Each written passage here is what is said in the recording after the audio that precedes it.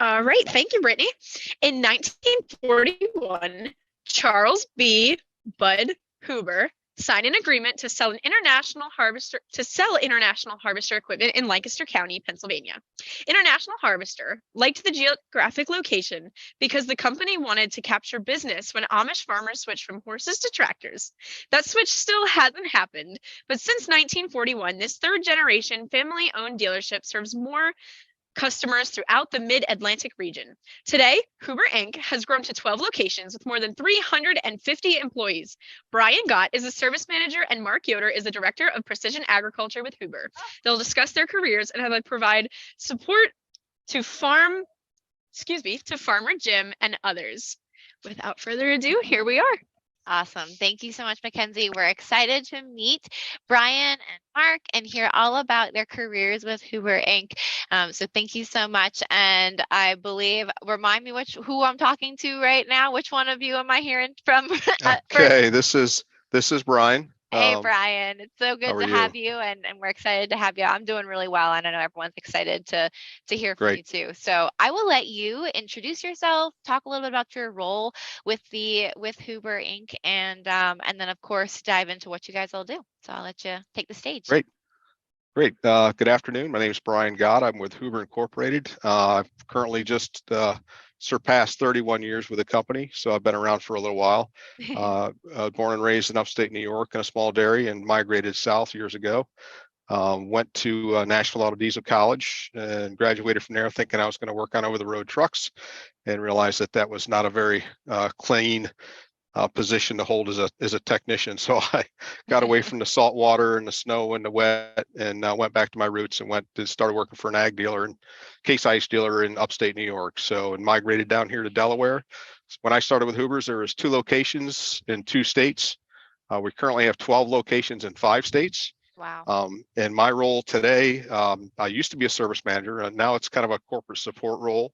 So what I do now is I travel amongst all of our locations. So every week I go in a different direction, meet with our service managers, mentor our young service technicians, try to establish standard operating procedures, SOPs for all of our service departments, related just about in every aspect of it.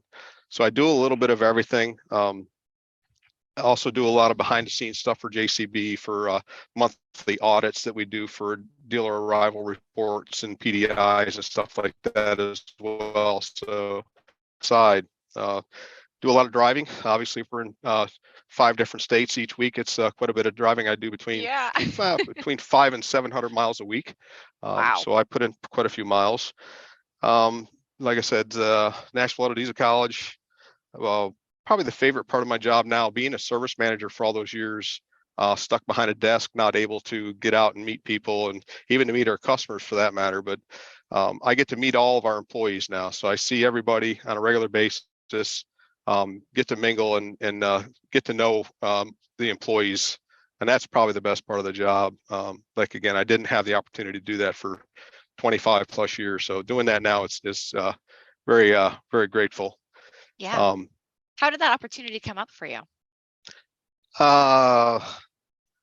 Let's just say when I was a store manager, there was a lot to that. At a small location, the store manager wears a lot of hats, and doing a lot of that you get burned out quick. Sure. And that happened after about 7 years. And keep in mind, a lot of the locations we had taken on were existing dealers, and we just moved personnel in and took on personnel.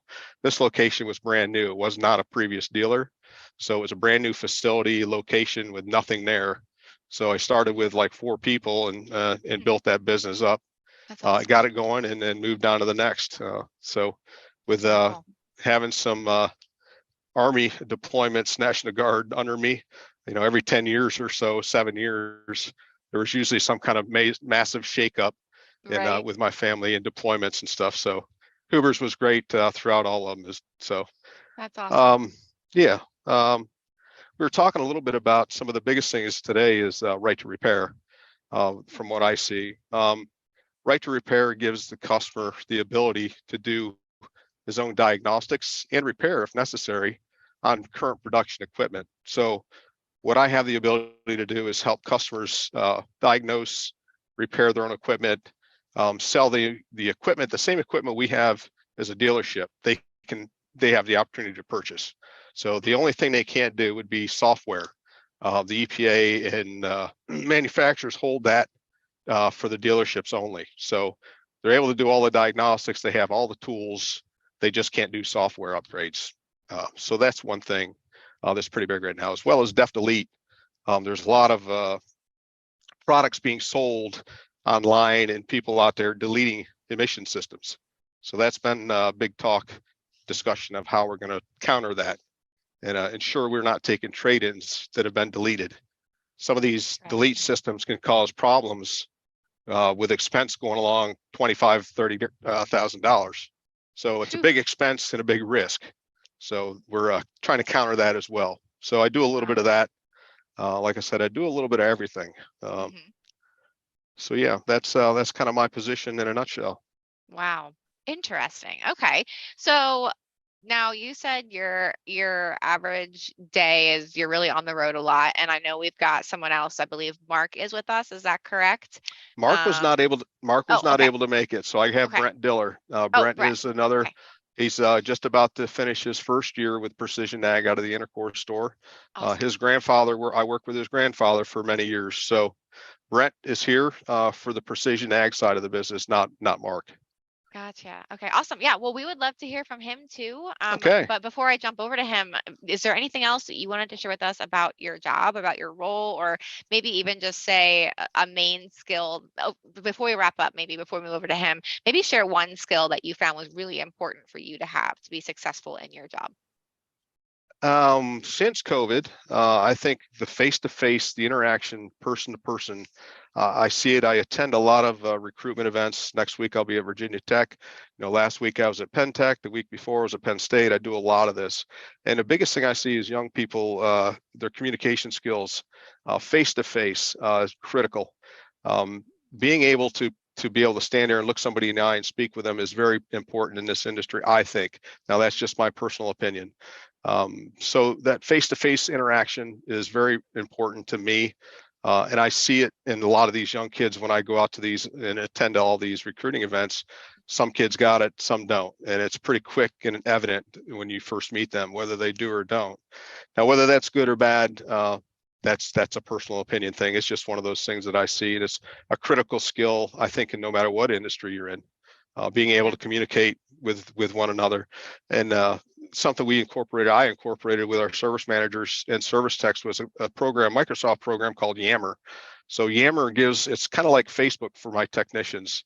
So everybody has the ability to log in, look at problems that each location's having. They can respond to them. It's kind of like Facebook for our technicians. So that's increased the communication amongst our technicians substantially. It gives us the ability to resolve issues that one location might have already recognized and resolved, and another location is still yet to see that. So the communication there with Yammer and within our organization has been really good. Yeah, awesome. Well, thank you so much for sharing that. I really appreciate it. And I think I agree, communication is key. So a great message to share with our high schoolers that are watching today. So thank you very much. We look forward to meeting Brett. So thank you, Brian. All right, well, here's Brett. All right. How to do that. All righty. Hey, Brett. Check 1, 2. Can you hear me? Yeah, we have you. Can you hear me? Yep, absolutely. Awesome. Well, Brett, I am excited to get to hear from you a little bit, and I know everyone else is too. So I'd love for you to go ahead and introduce yourself a little bit. How did you get to where you're at now? What kind of was your education or your decisions to get here? And then talk about what you do on the day-to-day. Yep, absolutely. Yeah. So Brett Diller out of the Intercore store. Sorry, a little bit of a letdown. Mark couldn't show up. He had something come up. But yeah, he's my boss. I don't actually have a college degree. Get right into it. Don't have a college degree. I had 1 full year at a private college in Ohio. But thankfully, due to my background in farming, I was able to do some custom farming in high school, and then work for an agronomist as well right before I came to Huber's. So that lent me a bit of experience. I worked at Huber's in parts in my first years in high school. And like Brian said, my grandfather started the precision ag at Huber Incorporated. So I would follow him around, and that's kind of when it sparked my interest. So yeah, I really enjoy it. Like Brian said, almost finishing my first year here, and there's still a lot to learn. That's awesome. What's your favorite part so far within your first year working in precision farming? Oh, good question. I think it's the diversity. No day is the same. One day I'll be sitting in the office working on my computer, remoted into a tractor in Virginia doing software diagnostics. The next day I'll be wrenching on a planter or a sprayer and getting my hands dirty.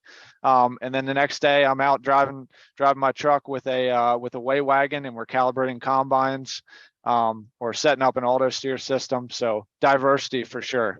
That is really cool. And let me just take 1 second. I think for you, it's very natural that you can say you can remote into a tractor in Virginia, but I'm thinking maybe some folks that are listening, they kind of heard that and said, you did what? So Yeah. I just, maybe if you can just take a second and just talk about what that's like, and that's even possible.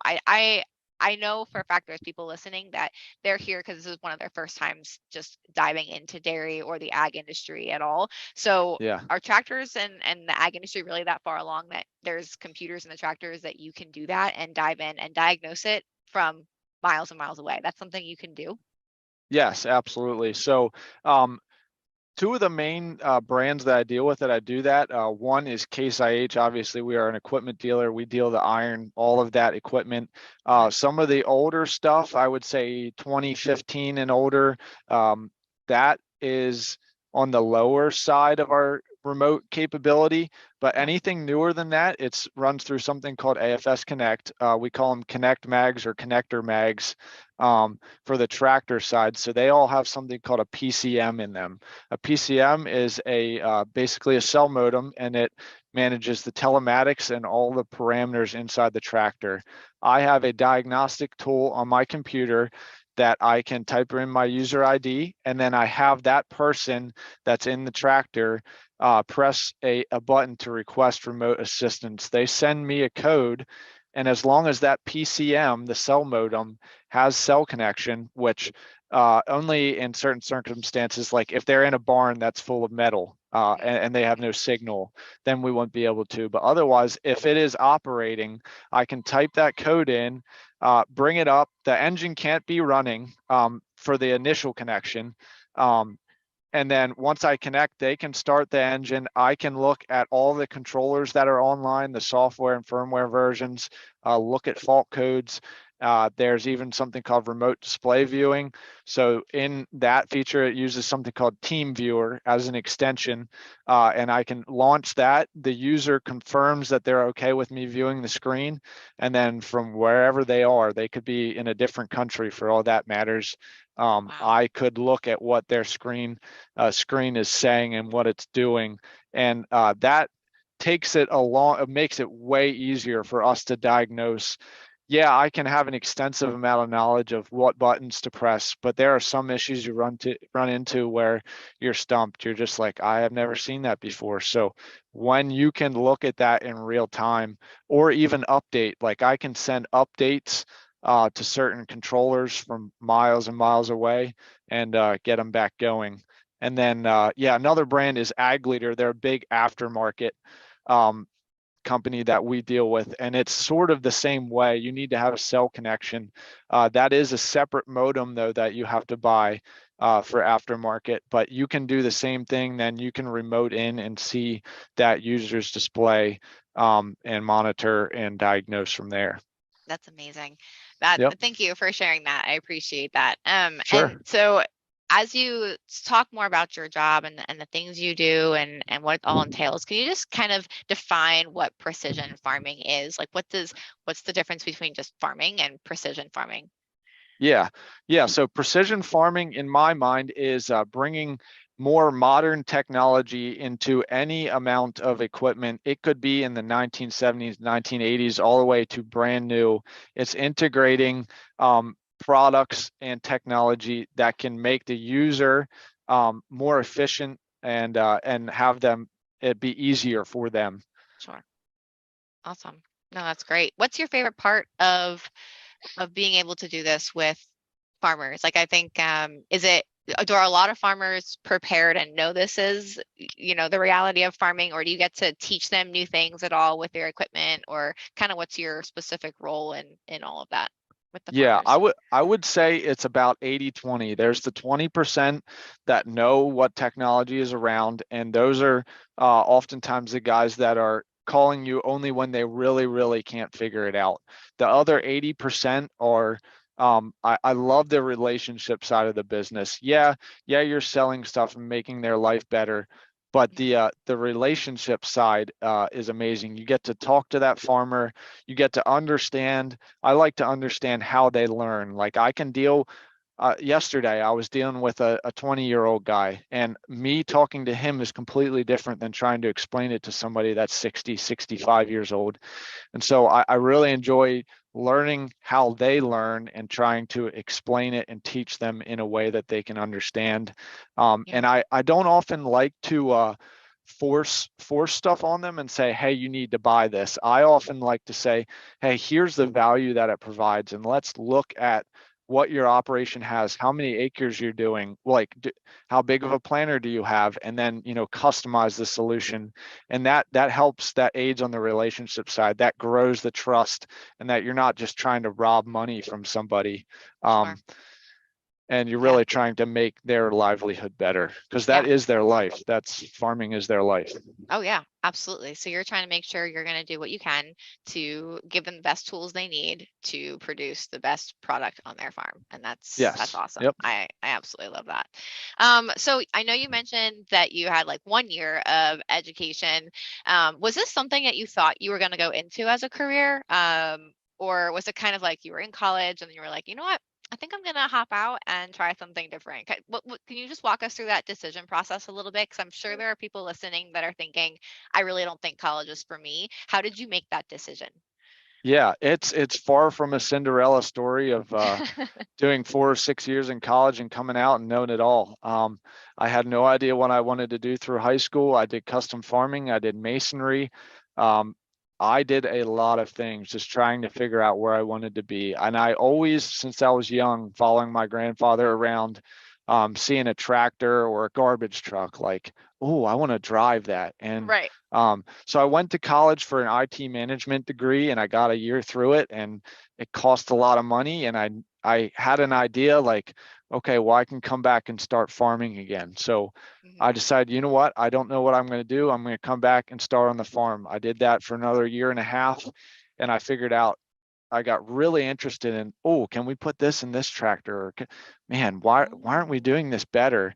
And that led into agronomy and starting to understand, seed varieties and different soil conditions and relating with farmers that way. And I was presented the opportunity at Huber's, and I think that's when I knew. So I didn't really know until about a year ago. So you don't have to know now. Right. Yeah. You took that leap of unknown faith, and probably a very scary decision of like, I do not know my next step, but I know it's not college. So I'm going to leave and figure it out. No, it's different for everybody. I mean, like Mark Yoder, the director of Precision Ag, he has a degree, and that guy has a book of knowledge, and he has the experience too. And there's some people that want to go into Votech, and that's a great option. I think you just have to feel it out and take it as it comes. Yeah, no, absolutely. I love that. I'm trying to think of what else. Is there anything else within your career that maybe is exciting to you? So something that you're excited to learn or excited to do next, or just a new piece of precision farming that really excites you and you are excited to present to the farmers? Yeah, so there's a lot of talk about, and this might be surprising, there's a lot of talk about self-driving tractors, and I think to the general public, that's like, oh, that's awesome, that's crazy. But I'm not too excited about that. I'm more excited about learning about specifically Case has a new platform. It's the Pro 1200. It's their newest monitor, and it runs with the PCM that I was talking about earlier. And just the capability and the accuracy you can get out of all of that, I really like. And I know a lot of guys, farmers around here, really enjoy still just being in the equipment and running it. And so that's why I'm not really into the autonomous as much as just learning that new platform and learning how we can make stuff more accurate day in and day out, while still integrating the farmer into using that equipment. Yeah. No, awesome. I love that. Brett, is there anything else you wanted to share with us about your career, about what you get to do every day? Just anything you wanted to share with us as we wrap up today? No, I think I would just repeat again, you don't have to know now. Pick your poison on kind of the route you want to go. And if there's a will, there's a way. I really, really enjoy this field. I get a big variety. I get my fix of operating equipment, of doing computer work, of phone calls, of wrenching on stuff. So if you're in any way interested in this field, feel free. You got to reach out and dig into it more, because it may be your future, and it's always growing. I get a lot of phone calls a day, and I can't answer them all, and we need more people in this field. So yeah, I love it. Awesome. Thank you so much, Brett. This was really great chatting with you today, and let Brian know it was really great talking with him today too. We appreciate your time and sharing your knowledge with us and your experience. I am sure, without a doubt, everyone listening gained a lot of knowledge and experience, and maybe it sparked an interest in something that they want to do in the future. So thank you so much.